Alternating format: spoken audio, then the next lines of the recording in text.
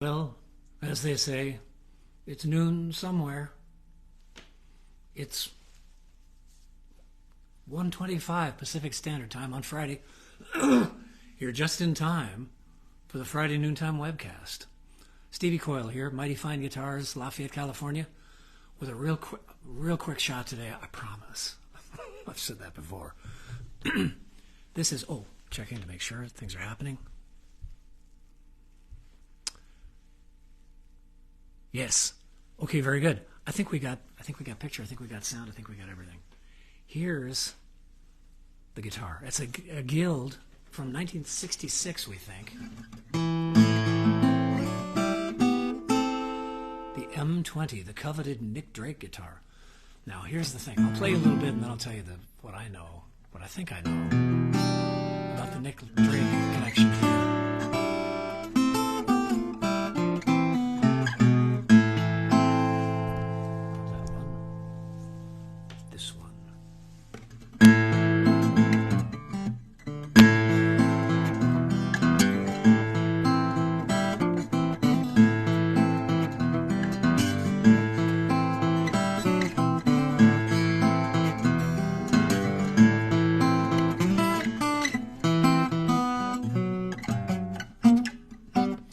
Little neck on this thing, a little slender neck.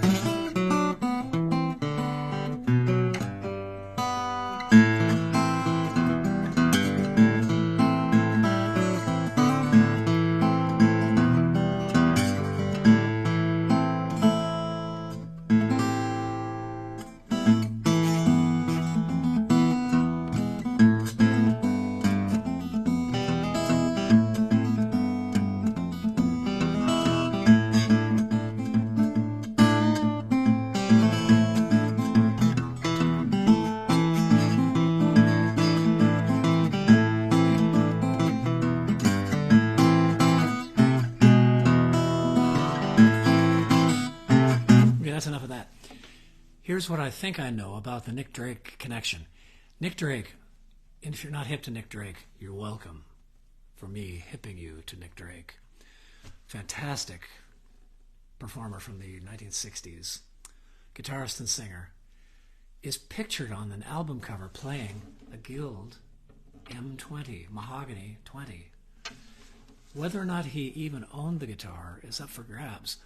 Some people contend that the guitar he was playing on that album cover, I think it was Brighter Later, and the shoes he was wearing belonged to the photographer, and that he actually played a Martin or Levin D28. Sounds like a small body guitar to me. And I think in a sense, I kind of hope that's true, because I think a lot of those English guys and Scottish guys and Irish guys were onto something cool that it took us a while to catch up to here in America. Martin guitars were it. If it wasn't a Martin, it wasn't a guitar. And if it wasn't a Dreadnought, it wasn't a guitar. Phooey, says I. A lot of those guys were playing non-Martin guitars, and they had this drier, huskier sound, not the big, full, resonant, boomy, bass-heavy Dreadnoughts. Had a more slender sound like this. And another reason I think Nick Drake probably did play a guitar like this, it's got a more muted kind of voice. It's not going to compete with the voice. And he did not have a loud singing voice. Beautiful, tender, sensitive singing voice. And lovely music, the likes of which I don't think anybody else was doing at the time. Nick Drake, Pink Moon is the album to start with, I think. So this is one of those guitars that I've been telling you about. Brought back to life by this young fella up in Petaluma, Sebastopol area called Matt Kerslake, who took this old M-20, did all kinds of stuff to it. Here, he told me what he did to it. And I'll tell you. New bridge, neck reset, new bridge plate, new bridge bone nut, and bone saddle. He doesn't think he did a refret on it. He doesn't remember because he's working so much he can't keep it straight. I don't blame him. He's doing a lot of work for a lot of people. And one of his specialties, he's developing kind of a specialty, at least as far as this shop is concerned, of bringing back guitars from the dead. Guitars that other luthiers would probably say, it's probably not worth fixing up. Let's just total that the way you would total a car. This would cost more to repair than it'd be worth. Matt says, no, there's stuff to be learned and maybe guitars to be sold from fixing up these old guitars. This is a peach. plays great. Kind of strictly, as I always say, you can always play any kind of music on any guitar, but this guitar is certainly maximized for fingerstyle play, or minimized for fingerstyle play. Let me make sure we've got... oh, come on in, everybody. Come on in. So sorry to be so late. Had people in the shop. You know how it goes. Pesky shoppers. Welcome, Mighty Fine Guitar, Stevie Coyle, Friday Noontime Webcast, Guild M-20 guitar from 1965 or 66, we think. 65. The guitar ran from 58 to 67. This is a Hoboken guitar. This is before they moved to Westport.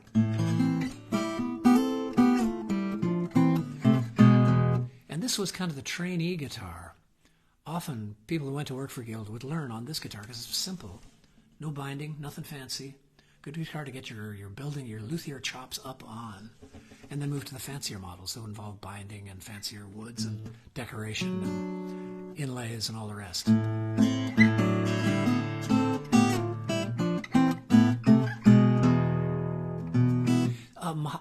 All mahogany. The top is mahogany. Frequently guitars are spruce on the top and then something else, mahogany or rosewood, most frequently on the back and sides. Excuse me. Springtime means pollen.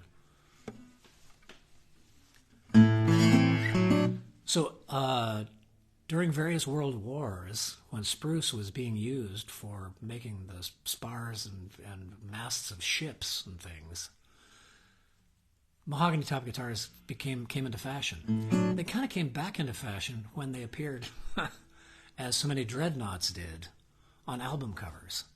And I think Bob Dylan was pictured with a Martin, probably 0015. This is essentially a Martin 00 size, 14 inches across the lower bout. So, and featherweight, just next to nothing. Great little guitar. So when those guitars were pictured, suddenly they had legitimacy, among certain types. You'll never get a lot of folks away from dreadnoughts. If it ain't a dreadnought, it ain't a guitar. And, fair to you. You like what you like. Very active, sparky little guitar. I hope it's coming through the mighty Raspberry by Blue microphone. But it's got this kind of tons of fundamental, which is typical of a mahogany-topped guitar. Not a lot in terms of reverberation or bassiness or that sort of cathedral, sort of echoey, reverberant sound. Punchy. And a quiet enough voice, and a not bass-heavy enough voice to not swamp a vocalist, especially a vocalist with a soft voice like Nick Drake had, if indeed he did use the M-20 on various albums, as it is suspected he did because he's pictured with one. Taylor, as I recall, made all mahogany guitars in the mid-90s as well. I've forgotten the designations, but they had two designations, a 4 and a 5. They were all mahogany as well.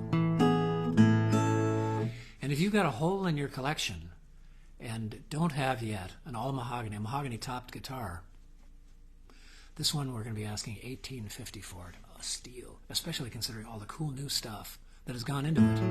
Neck reset never happens on a guitar of this type and this era. And for $18.50, a reset, new, not a refret. Is that right? Have I got that right? I just said it a few seconds ago. Bone saddle, bone nut, new bridge plate, and a neck reset. Fantastic.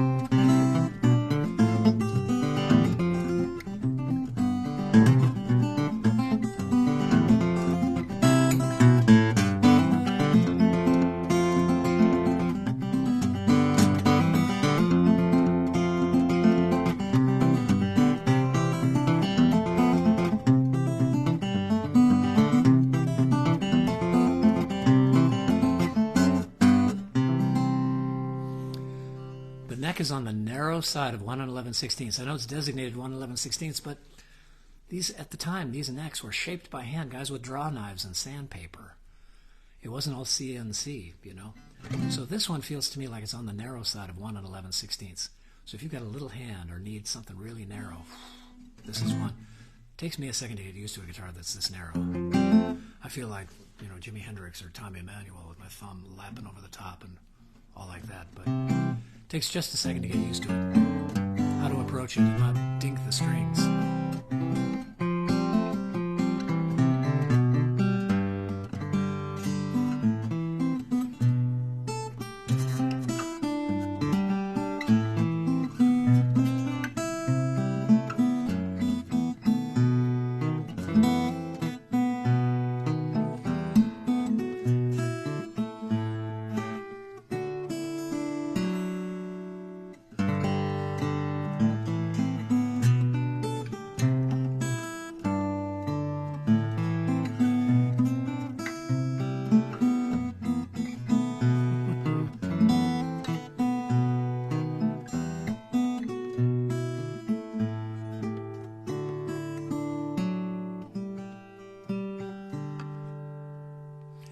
It's in great shape, folks. Let me see if there are any comments or questions. Welcome, everybody.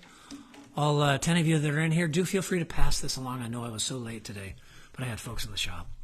And do feel free to pass this along to like-minded folks that might be interested in a little 1965 or so Guild M-20 from the Hoboken era.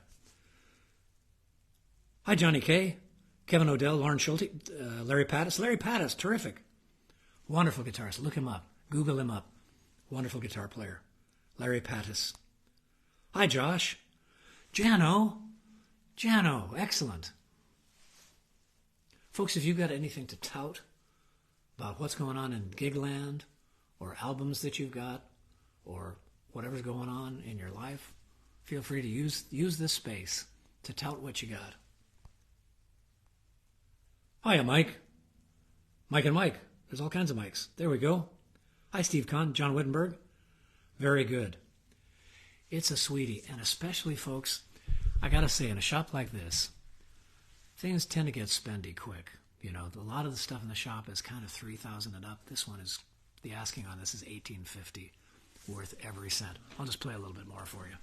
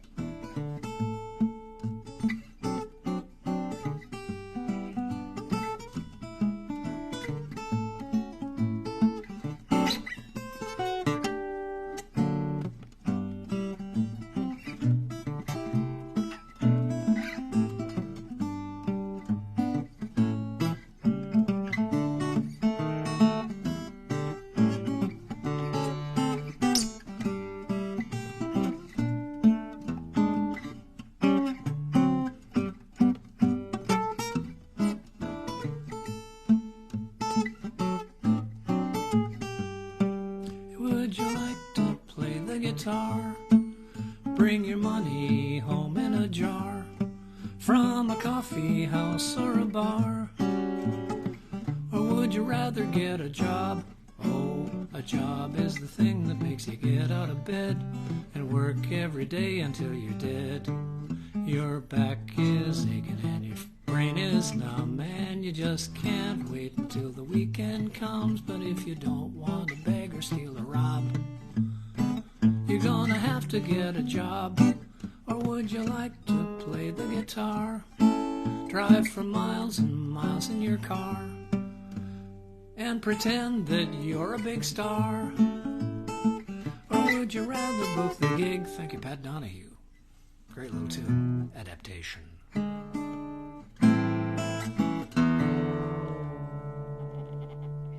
Oh, it's got a little rumble to it, too.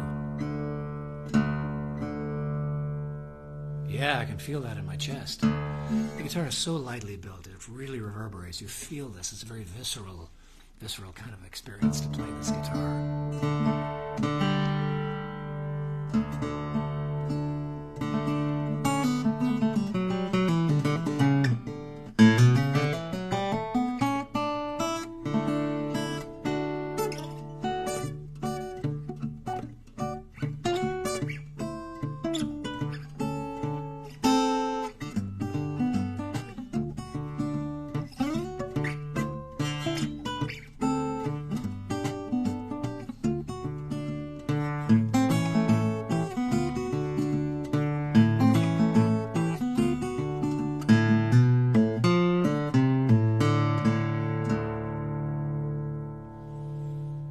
1850, give me a break. Save me from myself, folks. I'm in harm's way here.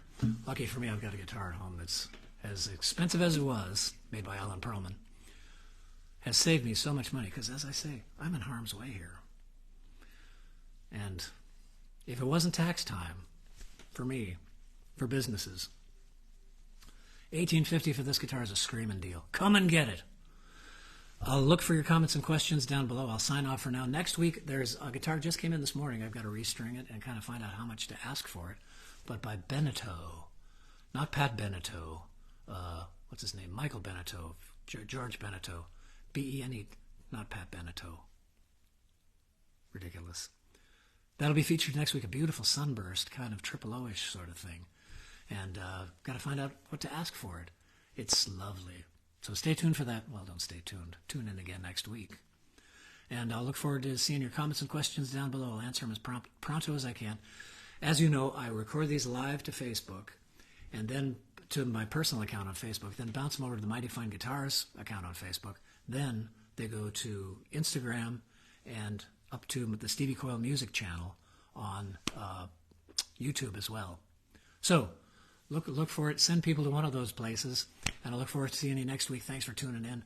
All of you all. Till then. Bye-bye, everybody. Would you like to play the guitar?